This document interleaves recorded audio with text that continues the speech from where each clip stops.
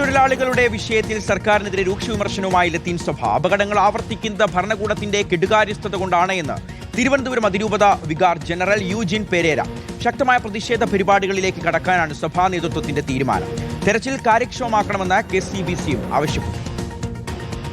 മത്സ്യബന്ധനത്തിന് പോകുന്ന തൊഴിലാളികൾ അപകടത്തിൽപ്പെടുന്നത് പതിവായതോടെ സർക്കാരിനെതിരെ അതിരൂക്ഷ വിമർശനവുമായാണ് ലത്തീൻ സഭ രംഗത്തു വന്നത്. കാലാവസ്ഥാ മുന്നറിയിപ്പ് നൽകാൻ ഫലപ്രദമായ സംവിധാനമില്ലെന്നും ദുരന്ത നിവാരണ സംവിധാനം തികഞ്ഞ അനാസ്ഥയിലാണെന്നുമുള്ള പ്രതികരണമാണ് സഭാ നേതൃത്വത്തിൽ നിന്ന് വരുന്നത്. 2017 ഓഖി ചുഴലിക്കാറ്റുണ്ടായപ്പോൾ നമ്മുടെ ഭരണകൂടം പരാജയപ്പെട്ടു.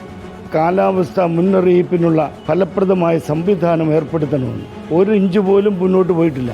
മത്സ്യത്തൊഴിലാളികളുടെ ജീവനും തൊഴിലിനും സർക്കാരിന്റെ പിന്തുണ അത്യാവശ്യമാണെന്ന് വരാപ്പുഴ അതിരൂപതാ സഹായമെത്രാൻ ബിഷപ്പ് ഡോക്ടർ ആന്റണി വാലുങ്കലും പറഞ്ഞു.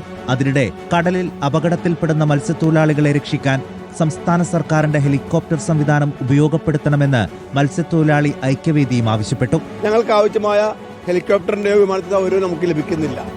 അത്രമാത്രം ദുരിതപൂർണ്ണ അവസ്ഥയാണ്. കടലിൽ പോകുന്ന മത്സ്യത്തൊഴിലാളികൾ തുടർച്ചയായി അപകടത്തിൽപ്പെടുന്നതും അവരുടെ ജീവൻ നഷ്ടപ്പെടുന്നതും സർക്കാർ ഗൗരവത്തോടെ എടുക്കുന്നില്ല എന്നതാണ് ലത്തീൻ സഭയുടെ പരാതി. റിപ്പോർട്ടർ, കൊച്ചി.